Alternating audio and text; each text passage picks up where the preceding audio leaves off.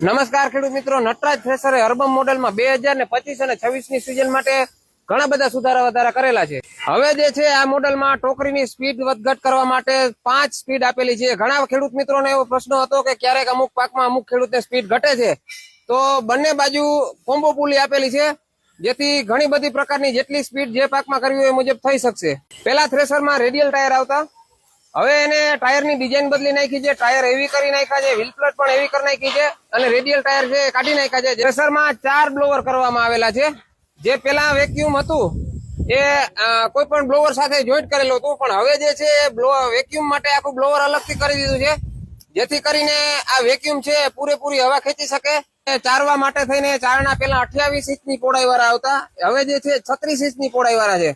હવે આ ચારણાઓની પહોળાઈ વધારી તો બધા જ જે બ્લોવર છે એની પહોળાઈ પણ વધારી છે, એટલે કે બ્લોવર પણ મોટા કર્યા છે અને હવાની તાકાત પણ વધારી છે. અહીંયા જે છે હવા દેવાની સલેમ આવે એની ડિઝાઇન ફેરવી છે કે હળવા અને ભારે પાક બંને માટે પૂરેપૂરું હવા જઈ શકે.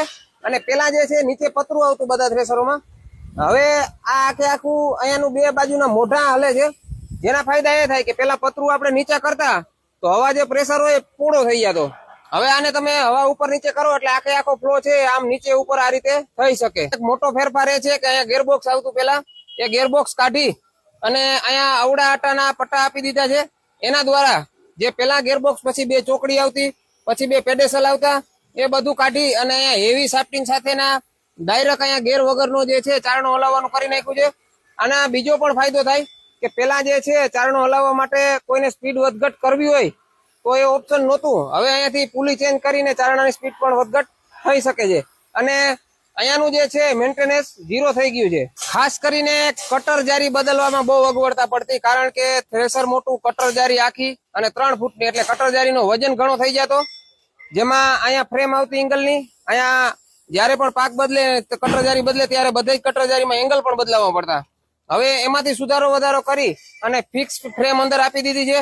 ફક્ત આ કટર જારી 1 થી 2 માણસ હોય તો આસાનીથી બદલી જાય. અને કટર જારીમાં ઝડપ કઈ રીતે થાય એના માટે કરીને ખાસ અહીંયા 2 જ બોલ ખાલી ખોલવાના. પેલા 4 બોલ ખોલવા પડતા, સામેના બોલ છે સાંકળમાં હતા અને ખેડૂતને અઘરું લાગતું.